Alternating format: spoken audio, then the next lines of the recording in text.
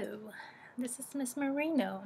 I'm here with your packet number 4 from May 25th through June 5th. This is the second to the last packet. Let's go over language arts. Your vocabulary this week is eldest, detested, ignored, treacherous, refuge, obedience, discarded, depicts. Okay, so again, to remind you, make sure we're using a dictionary if we don't know the meaning of these, or put a little check mark if you do know the meaning of the words, and that way if you know the meanings, that means you can use the word to finish the sentence. And it tells you here what to use. What is another word for oldest? Out of all these, which one would go there? Okay. And again, you're working with theme. Remember that theme is the main message the author wants you to get from the story. So use this graphic organizer with the following story: The Lost Diary of Princess Itet. And I'm going to go ahead and read it for you, and you may follow along. Amelia peered down at the papyrus scrolls laid on the table. She was standing inside a room full of them. They were bundled up in rolls and spread over long tables. Strange symbols were drawn on them in black ink. One looked like a bird, another looked like an open eye.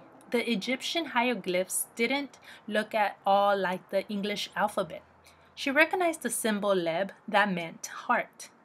"Amelia, what are you doing?" Amelia's mother asked. Amelia's mother was an archaeologist. She still had dust on her clothes from digging in the pyramid that morning. It was 1905 and exciting things were happening in Egypt. Amelia's mother and her team of archaeologists found new artifacts every day. "I'm reading the hieroglyphs," she said proudly. "I bet you've learned a lot of new things from Mr. Bredsted," her mother said. James Henry Bredsted was her mother's boss and Amelia's teacher. He knew a lot about ancient Egypt. "Mom, do you think I could help your team at the pyramids?" "I don't know, Amelia. Maybe when you're older," she said. Amelia sighed and went back to reading the scrolls. "Hello, Amelia," Mr. Bredsted said. He walked up to Amelia, smiling. "Are you translating the new papyrus scrolls we found?" "I'm trying, but I don't know all the symbols," said Amelia. "Well, why don't we work on it together?" he suggested. Amelia copied all the hieroglyphs on a piece of paper. Then they translated each symbol into English. Soon they had translated all the scrolls. Amelia read their finished work out loud. Day 32, the harvest season. "I asked Mother if I could go to Pharaoh's feast. She said I'm not old enough. The trip through the desert is long.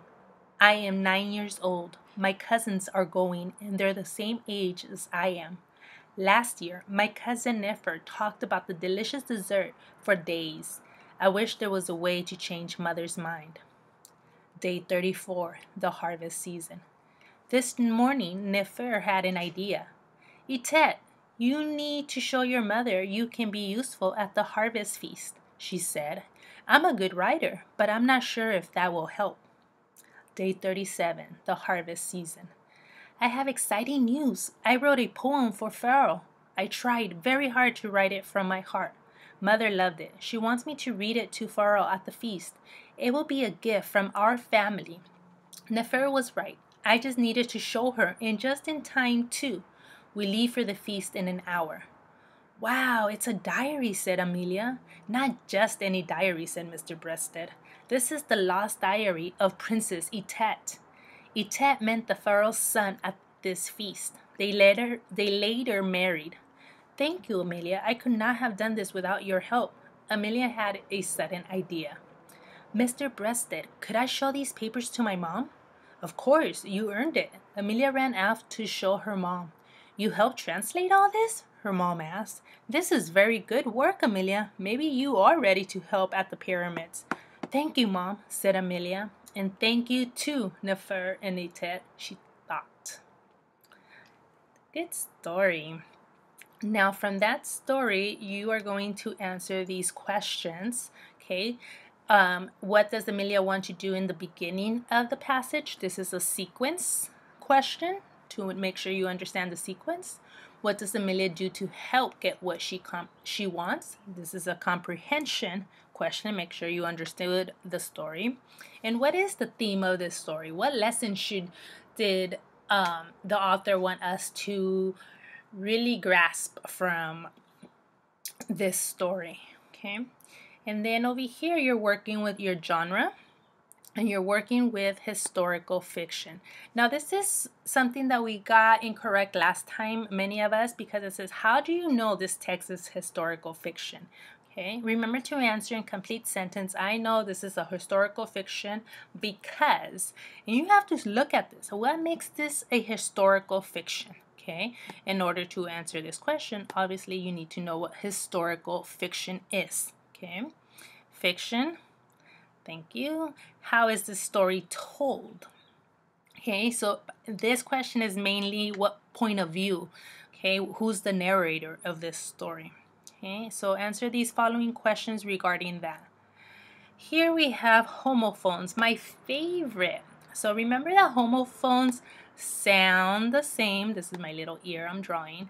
They sound the same, but they have different meaning and they are usually written differently. Okay, so it says, read each sentence below. Underline the context clues that help you understand the meaning of each homophone in bold. So here's the homophone in bold. Then write the correct definition of the homophone on the line. I bet you've learned a lot of new things from Mr. Breasted, her mother said. Okay. So what context clues helps you understand what this new mean? Okay, as opposed to this new. Okay, we're not talking about this one.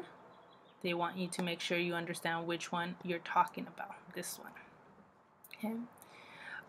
Again, you have more homophones over here, and you're also working with suffixes. Remember that suffixes come at the end of the word. Okay. So here you have to pick the correct word because they sound the same, do and do, but which do are they talking about? You might need a dictionary. Whose and whose, root and root, boulder and boulder, and moose and moose, wade and wade.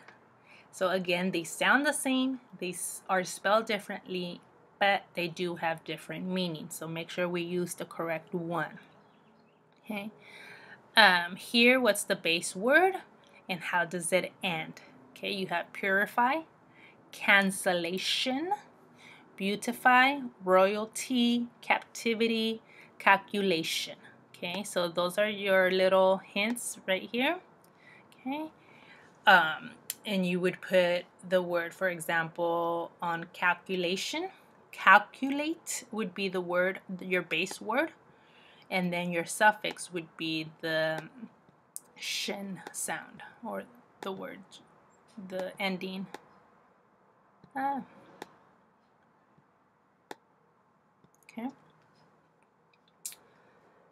You have your writing skills here. And again, here you're using this text to make sure you can identify these questions here. Okay, so you're gonna have to identify a simile, you're gonna have to identify the sequence, a figurative language. Remember, that can also be a simile, a metaphor, and then you have to find an adverb. Okay, and then you have your cursive. Make sure we're practicing our cursive, and that is all for language arts. Okay, go on to go see the next video for math if you need to.